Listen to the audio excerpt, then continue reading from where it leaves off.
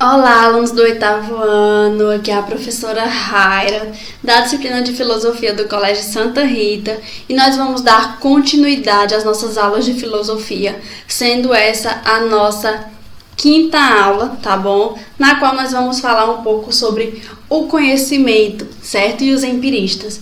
Os empiristas acreditavam que o conhecimento se inicia, tá? Através dos nossos sentidos.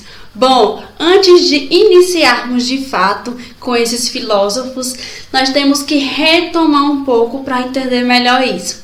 Nós estudamos nas aulas anteriores, o racionalismo. Lembra que a gente trabalhou os filósofos Spinoza, Leibniz, lembram? Os racionalistas, eles defendiam que a origem do conhecimento estava na razão. Já os empiristas, que nós vamos estudar na aula de hoje, eles pensavam totalmente diferente. Para eles, a origem ou fonte de todo o conhecimento está na experiência sensível. Ou seja, eles acreditavam que a razão, ela por si só, ela não poderia conhecer as coisas, certo? Então, para os empiristas, as pessoas conhecem as coisas por meio de quê, professora? Do tato, do paladar, do olfato, da visão e também da audição. Por exemplo, como você consegue identificar um sorvete? Seria pela forma, pela cor, pelo sabor, estrutura dele, não é? Então, gente, os empiristas, eles não acreditavam na existência de ideias inatas. Professor, o que é isso? Que pertence ao ser humano desde o seu nascimento. E os racionalistas, eles acreditavam exatamente nisso. Então, para os empiristas, nossas ideias, elas teriam relação com a nossa experiência sensível. Então, a partir disso, a gente entra, de fato, no que iremos falar hoje. Eu trouxe aí para vocês no slide, a comparação entre o racionalismo e o empirismo, tá bom? Então sigam aí, escrevam também no caderno de vocês, o que é muito importante. Vocês tendo isso, vocês vão entender todo o assunto, certo? Os racionalistas, eles acreditavam que a origem do conhecimento está na razão, certo? Ou seja, no pensamento. Já os empiristas, eles acreditavam que a origem e fonte de todo o conhecimento está na experiência sensível, certo? Ou seja, ela é fundamentada pelos órgãos, nos órgãos dos sentidos e também na percepção das coisas, certo? O racionalismo, eles tinham algumas ideias que acreditavam que algumas ideias já nascem com o ser humano. Isso é o que a gente falou de ideias inatas, certo? Como eu falei no slide anterior para vocês.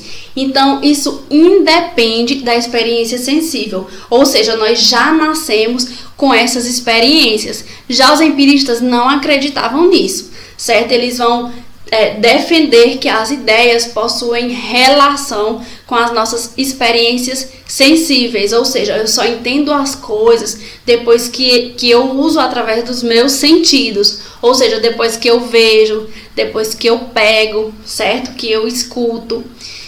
Pronto, aí eu trouxe os principais filósofos de cada corrente. O racionalismo, os principais filósofos são Descartes, Spinoza e Leibniz, que foram os filósofos que nós estudamos até o momento, tá bom? Já os empiristas, nós vamos ter principais filósofos como Bacon, Hobbes, Locke, Hume e Berkeley, tá bom? E aí nessa aula a gente vai estudar de fato Hobbes e Locke, tá bom? Bom, gente, então vamos aí. Bom, Hobbes, professora, quem seria esse filósofo? Nós vamos estudar um pouquinho de cada um e depois entender política para esses dois filósofos. Hobbes, ele é um filósofo inglês, certo? Ele nasce em 1588 e morre em 1679. Ele argumentava que os sentidos, observem, que os sentidos são a origem do conhecimento. Então, copiem aí no caderno de vocês. Para Hobbes, os sentidos são a origem do conhecimento. Então, para Hobbes, a razão ela não seria uma manifestação da substância pensante, como defendia Descartes. Então anotem aí também. Hobbes, certo? Por que é importante vocês entenderem as relações desses filósofos e também como eles tinham pensamentos diferentes, tá bom? Então Hobbes, ele não pensava que essa substância pensante que defendia Descartes seria uma manifestação de fato, tá bom? Então, para Hobbes, ela seria uma função que estaria presente em todos os seres, tanto em animais como no ser humano. Ela só teria se desenvolvido com maior intensidade no ser humano. Professora, como assim? Entendam, um chimpanzé, ele sabe que ele precisa se alimentar para sobreviver, não é? Ele defende suas crias. Então, ele tem aí uma substância pensante, ele pensa, certo? Para Hobbes seria isso. Só que o ser humano, ele utiliza disso, ele tem uma maior intensidade em relação a essa substância pensante. Por quê, professora? O ser humano, ele consegue ter suas experiências do passado e utilizá-la como artimanhas para o futuro. Ou seja, determinada coisa que aconteceu comigo no passado, que eu sei que não deu certo, que não foi legal, eu vou utilizar dessa experiência no futuro, ou seja, para não fazer de novo. Entenderam? Então, para Hobbes, os pensamentos e os raciocínios, eles são possíveis por causa dessas representações mentais que nós temos das coisas que estão fora de nós, certo? E essas representações mentais, elas são produzidas exatamente por esses órgãos dos sentidos. Como assim, professora? Nós criamos representações das coisas olhando, sentindo, escutando, cheirando, né? E depois que nós temos essas experiências dos sentidos, nós adquirimos representações, certo? Então, por meio dessas representações é que nós podemos raciocinar, calcular e prever. Então, observem aí que existe tipo uma cronologia para Hobbes. Entenderam? Isso acontece, nós produzimos as coisas, né, através dessa representação mental, criamos essas representações através das coisas que nós sentimos, né, através dos sentidos, e depois que nós criamos essas experiências, é que nós adquirimos aí raciocínios, né, através disso que nós podemos raciocinar, calcular e prever as coisas, tá bom? Através disso, Hobbes entra para explicar um pouco o controle da natureza. De acordo com Hobbes, a capacidade humana de prever e raciocinar nos permite controlar a natureza. E nós sabemos que isso é um perigo, né, gente? Por quê, professora? Nós sabemos que muitas pessoas, né, o ser humano, ele acaba abusando da natureza e não cuidando da mesma. Sendo assim, a natureza ela acaba respondendo de alguma forma, né? Então Hobbes ele acreditava que o objetivo da ciência seria ampliar o domínio do ser humano, né, sobre a natureza. Então anotem isso aí também. Então, para Hobbes, quanto mais o ser humano conhecesse as leis da natureza, né, os fenômenos, as relações da natureza, mais ele poderia dominar e utilizá-la para seu próprio benefício, tá bom? Então vamos aí. Aí a gente entra para falar um pouco sobre Locke, certo? Eu adoro Locke. Locke, ele foi filósofo, empirista e iluminista, tá bom? Esse em inglês, ele nasce em 1632 e morre em 1704, tá bom? Ele compreendia ou entendia, né, que o ser humano adquire ideias durante sua vida também por meio dos órgãos dos sentidos. Então, observem aí a relação entre Hobbes e Locke, certo? É importante vocês entenderem as relações e as diferenças entre esses filósofos, tá? Ele acreditava, exatamente por ser contra as concepções inatas, ou seja, as ideias que nascem com os indivíduos, Locke ele dá o exemplo da mente do recém-nascido, ou seja, Locke ele não acredita nas concepções inatas, ou seja, que nós já nascemos, né, com ideias estabelecidas. E ele dá o exemplo da mente do recém-nascido. Professora, o que seria isso? ele explica que a mente do recém-nascido seria uma espécie de folha de papel em branco. Imagine aí, não tem nada, né? Então, o que seria escrito nessa folha para Locke vai depender das experiências e as concepções que esse indivíduo vai criar no decorrer da sua vida, certo? Então, botem Locke e coloca aí mente do recém-nascido, certo? Um papel em branco. Sempre vocês vão lembrar desse exemplo, tá? Ou seja, nós nascemos sem nada na mente, tá bom? O que nós vamos criar, o nosso caderninho, vai ser construído de acordo com as nossas experiências, tá bom? Bom, professora, então vamos aí para o próximo slide. Ao contrário de Descartes e de outros racionalistas também, Locke ele defendeu que a origem do nosso conhecimento ela estaria na experiência, né? Como nós já falamos aí nos slides anteriores. Só que ele divide em dois tipos, tá bom? Que vai ser a externa e a interna. A externa ele também vai chamar de sensação e a interna de reflexão. Então aí anotem esses dois tipos de experiência de Locke, tá? A sensação ela estaria associado às coisas que percebemos fora de nós. Por exemplo, eu sei identificar um objeto branco, a cor de um objeto que é azul, eu sei falar que aquele objeto é preto, roxo, eu sei identificar os objetos, né, os materiais. Então isso seria as nossas sensações para Locke, seria esse tipo de experiência. Já a reflexão ela estaria relacionada às operações da própria mente. Como assim, professora? O meu pensamento, as minhas dúvidas, a própria palavra já fala, né? Reflexão, ou seja, dúvida, pensamento, reflexão, tá bom? E através desses dois tipos de experiência, Locke fala um pouco sobre o funcionamento da nossa mente. Bom, ele vai explicar que as ideias simples de sensação e de reflexão são o material básico para o funcionamento da nossa mente. Ou seja, para a nossa mente funcionar, nós precisamos dessas ideias simples, tá bom? Então, segundo Locke, sem essas ideias simples, a mente humana não poderia alcançar nenhum conhecimento, tá bom? Nenhum conhecimento assim, mais elaborado, tá bom? Mas, se nós adquiríssemos as ideias simples por meio da experiência, a mente, ela combina, ela junta e torna essas ideias cada vez mais complexas. Então, observem, seria tipo um desenho, né?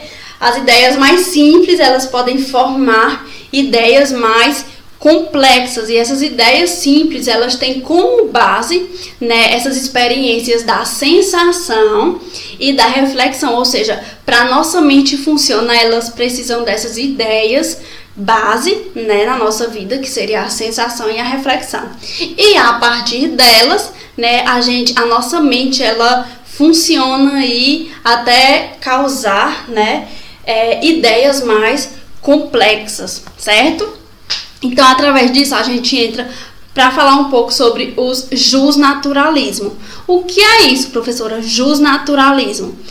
Notem aí, é uma nova corrente de pensamento político, tá bom? Os justnaturalistas, eles defendiam a ideia de que existiriam alguns direitos naturais que deveriam ser respeitados pela sociedade. Ou seja, nós nascemos com direitos naturais e que todos os indivíduos devem respeitar esses direitos, tá bom? E aí eles vão ser representados por alguns filósofos, como os filósofos que nós estamos estudando na aula de hoje, tá bom? Que é Locke e Hobbes. Então aí a gente entra para falar sobre essa política de Hobbes e Locke, certo? Bom, Hobbes e a necessidade do Estado.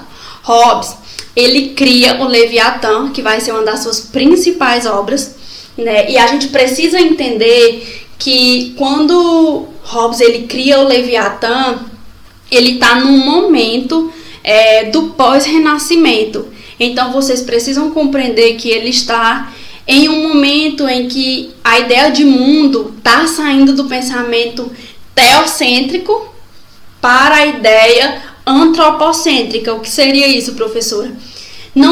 As ideias elas não têm mais tanta vinculação, relação com a religião ou a existência de um Deus, tá bom? Elas estão aí se aproximando sobre o indivíduo, né? O ser humano, suas práticas e suas relações, ou seja, as concepções sobre o ser humano, tá bom? Pensar o ser humano, suas relações, política, cultura, certo? Pensar no ser humano e suas atitudes, tá bom? Então, para Hobbes, a partir disso, ele entende que o homem entende a necessidade de um Estado. Por quê, professora? Quando ele percebe isso? Porque Hobbes, ele fala que o ser humano, ele tem uma essência ruim, ele tem uma essência cruel, ou seja, ele só pensa em si mesmo, certo? Então, já que o homem ele é ruim por natureza, já que então ele vive em um estado caótico, porque imaginem, gente, um lugar sem controle, um lugar sem Estado, sem política, sem pessoas para ditarem para vocês o que é certo ou o que é errado. Por exemplo, você não pode matar alguém. Então imagine, Hobbes ele acreditava que sem isso, né, o ser humano ele acabaria vivendo em um estado de guerra, certo? Em um estado caótico. Então ele não conseguiria evoluir. Então por isso a importância de um Estado, tá bom? Então já que o homem ele está nesse conflito, né, e ele precisa de um Estado, esse Estado ele precisa controlar. E aí entra a importância para esse filósofo de um Estado absolutista, tá bom? E o problema disso é que esse governo ele tem o poder completo sobre os seres humanos. Então, observem aí, né? Então, nessa obra, o Leviatã, Hobbes, ele descreve o estado da natureza. Imagine aí o ser humano vivendo em um estado na qual não tem nada, né? Não tem um controle. Vocês acham que ia virar uma bagunça ou não ia? Né? Será que o ser humano ele vai respeitar o outro de fato? Tá bom? Será que no momento de raiva, já que não existe certo ou errado, será que ele bater não é errado? Será que vai dar certo? Será que o ser humano vai respeitar o outro? Então, segundo Hobbes, para acabar com essa guerra, né, o ser humano ele tem que abdicar da sua liberdade, né, e estabelecer um pacto, um contrato social na qual todo cidadão ele aceita se submeter a um soberano, né? Então todos transferem para esse soberano o poder de governar. Então, pelo bem comum, né, pelo bem de todos, o governo ele vai ter esse poder absoluto de agir em nome de todo mundo, em nome de toda a sociedade.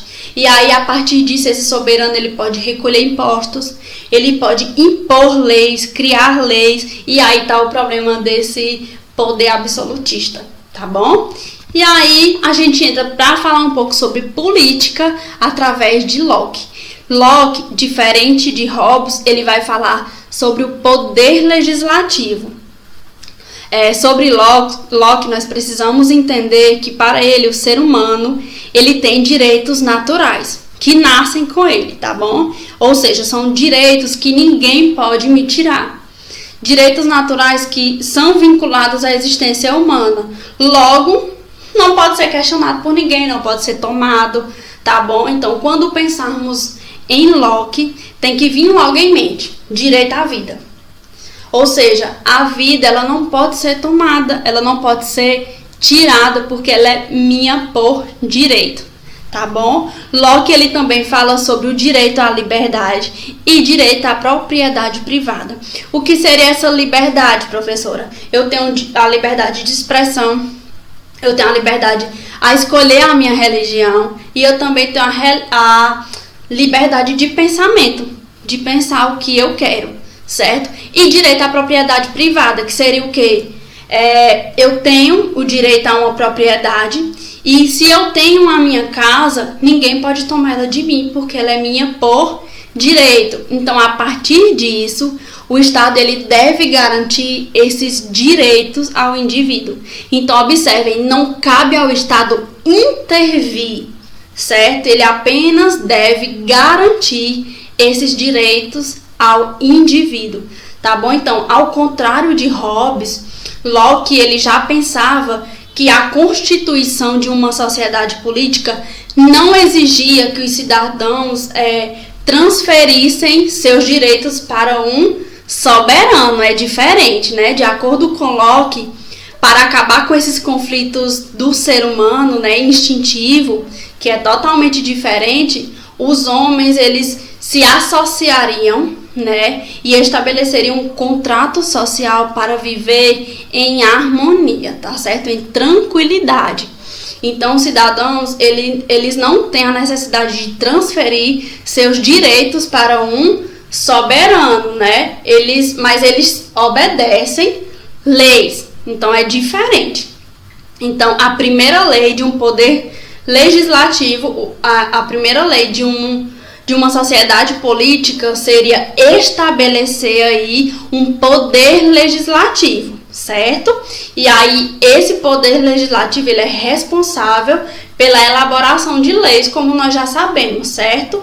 E essas leis, elas devem ser obedecidas por todos os cidadãos, tá bom? Independente da sua função exercida no mundo, as leis, elas devem ser obedecidas. Então, notem aí, gente, a diferença de política, né, de contrato social, como também do poder legislativo de Locke, né, e da necessidade de um Estado absolutista para Hobbes. São pensamentos diferentes. O uso do Estado aí é de forma diferente, tá bom? Então, vamos retomar aqui um pouco o que a gente falou hoje. A gente estudou o racionalismo, retomamos um pouco ao racionalismo, certo? E entendemos um pouco o empirismo, tá bom? O racionalismo seria o que, gente? Acreditar que a origem do conhecimento está na razão. Já os empiristas acreditavam na origem ou fonte do conhecimento, né, que estaria na experiência sensível, ou seja, nos nossos sentidos, tá bom? A partir disso, a gente entrou para falar um pouco sobre os filósofos de hoje, né, que nós estudamos hoje, que é Hobbes e Locke, tá bom? Que são filósofos que não vão dar ênfase à razão, né, porque eles acreditavam que os sentidos, né, são a origem do conhecimento, tá bom? Tanto Hobbes como Locke. E aí entra para a diferença de política, né, entre esses dois filósofos, né, as características das teorias políticas de Hobbes e Locke, né, na qual Hobbes fala da necessidade de um Estado, né, ou seja, o ser humano precisa da necessidade de um Estado para controlar o indivíduo e seus instintos, certo? E aí ele coloca o Estado absolutista. Já Locke, né, pensa um pouco diferente.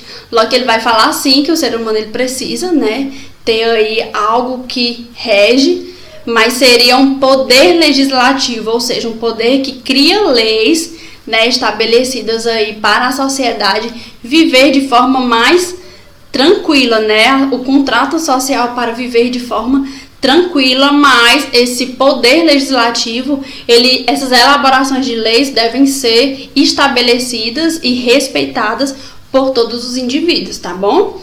Então, gente, a gente fica nessa aula de hoje. Eu quero que vocês façam as questões da página 54 e 55 do livro de vocês, tá bom?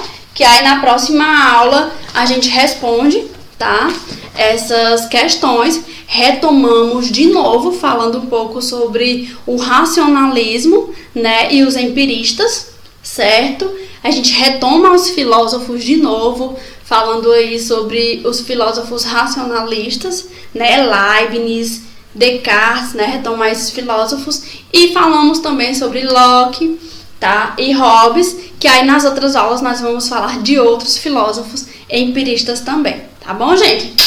Então, nós ficamos na aula de hoje. Conto com vocês para a próxima aula. Respondam as questões, tá bom? Que aí fica melhor de entender o assunto, né? Porque na hora de responder, vocês vão ler, né, o assunto. E aí também de entender a resolução das questões na próxima aula. Tá bom, gente? Que aí fica para a próxima aula vocês só tirarem as dúvidas, certo? Beijo e até lá!